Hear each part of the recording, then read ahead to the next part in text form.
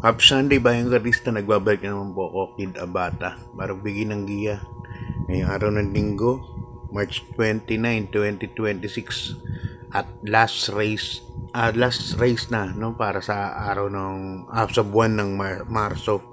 Ang next racing day natin sa Martes, March 31. March 31. Hindi pa pala last day ngayon sa March Bali ko mas na yung pangarera nyo po kahapon at yun nga nagkaroon ng mga konting controversial regarding dun sa pagkakasuspindi ni Giger Paano kay Tenteng Ending at maraming nagrereklamo sa social media bakit to nasuspindi. Sa ganang akin, sa opinion ko lang po sa akin lang po ito ang opinion ko po, talaga po may disqualification na nangyari. Tama po yung hatol ng stewards. Ang hindi lang po ako sang-ayon yung haba po ng sentensya kay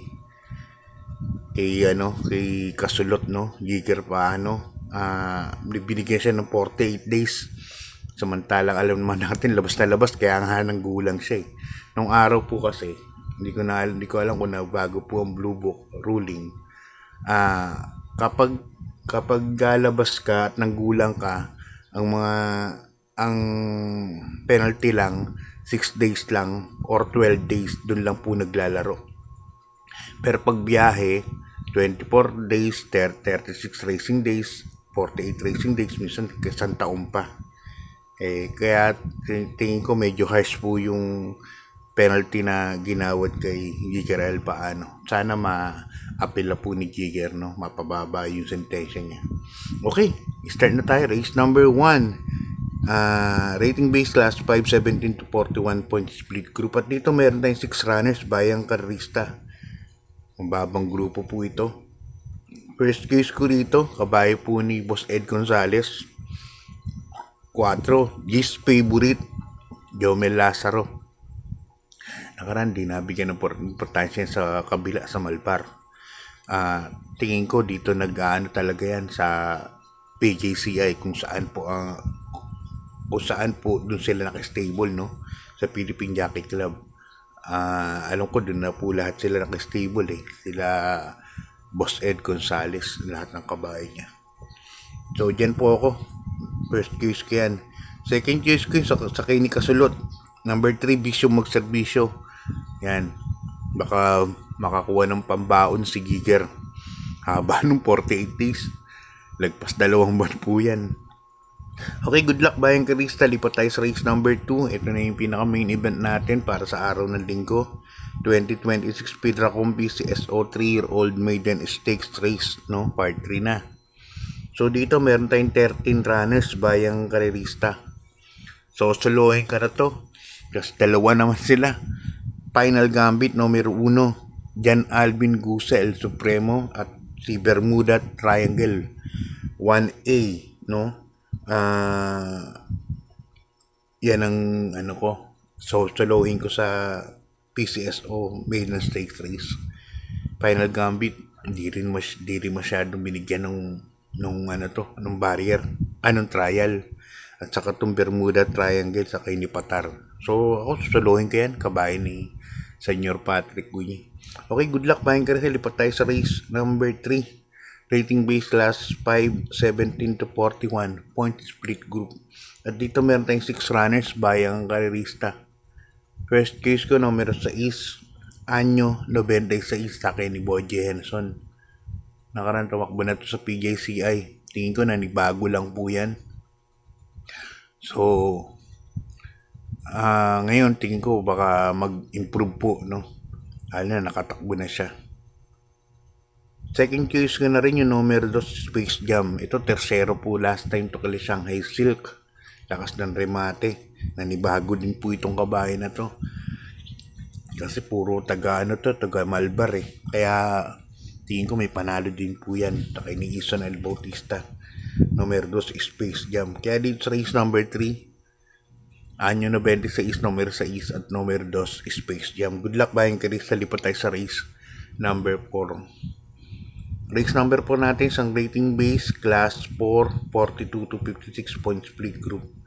At dito meron tayong 5 runners, bayang karerista. Distansya natin puro 1400 meters ha. Suluhin ko na rin to, numero 4. Batang Kangkalu, nasa kini Alison Pabilik. Tumakbo po ito nakaraang kwarto. Sila Orient Express po ang kalaban. At tingin ko medyo mababa po ng laban to. Itong numero 4 na si Batang Kangkalu.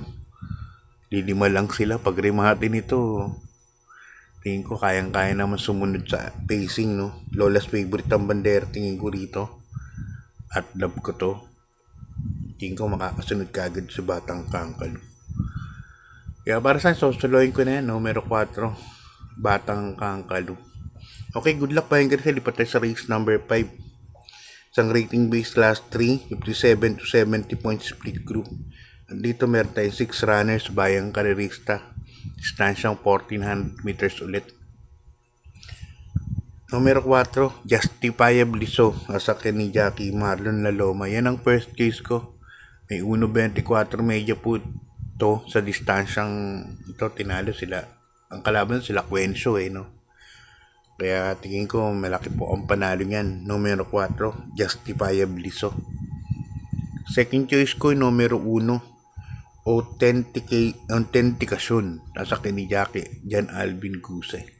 Yan, medyo binibenas na sila Congressman Edward Maceda, no? Sila Boss Oliver, Brother Maki. So more wins to come. Kagabi nagpalalan na naman Southern Man. Congrats po. So okay, good luck Bayang Chris. Lipat tayo sa race number 5. Race number 6. Isang rating base class 4, 42 to 56 points split group. At dito meron tayong 6 runners, bayang karerista. So saluhin ko na ulit to. Numero 2, Orient Express, sasakyan ni Jackie JB Hernandez. Nakaraan nanalo to, Ugando. Nagpalakas lang si Uno last 400 meters to 500 meters. Last 500 meters siguro. Lumapit lang at kusa po lumagpas. 1.25 medya. So tingin ko mananalo ulit. Numero 2, Orient Express. Kaya para sa akin, bet dito sa race number 6. So suluhin ko na to. Orient Express. Yan. Okay, good luck bayang karerista. Lipat na tayo sa ating race number 7. Meron tayong 9 races ngayon. Rating base class 3, 57 to 70 points split group. At dito meron tayong 6 runners. Another solo na naman to. Para sa akin, lamang po ito. Numero 5. Anytime, Anywhere. At saka ni Jackie Jan Alvin Guse. Alam naman natin, kalaban sila reverse merger. Sila Barati pa. So, parang ibang grade po ang nilalabanan nito. So, para sa akin, lamang po ito.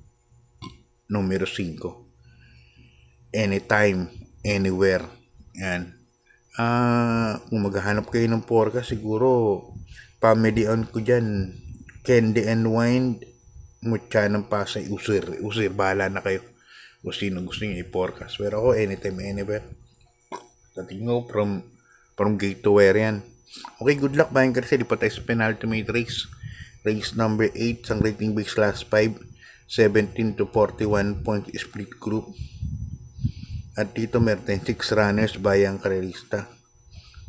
First choice ko, numero 2, Shanghai Silk. Ang sakyan nito, Brooke Storke. Nanalo na karaan to, galing pa sa huli. 1.26 medya. Parang ang gaang ngayon tumakbo nito. So para sa akin, parang pabor po para sa kanya tong karera na to. 1400 meters. Kaya yan ang first choice ko. Maglalagay ako ng second choice, numero 6, Lady Bug Red.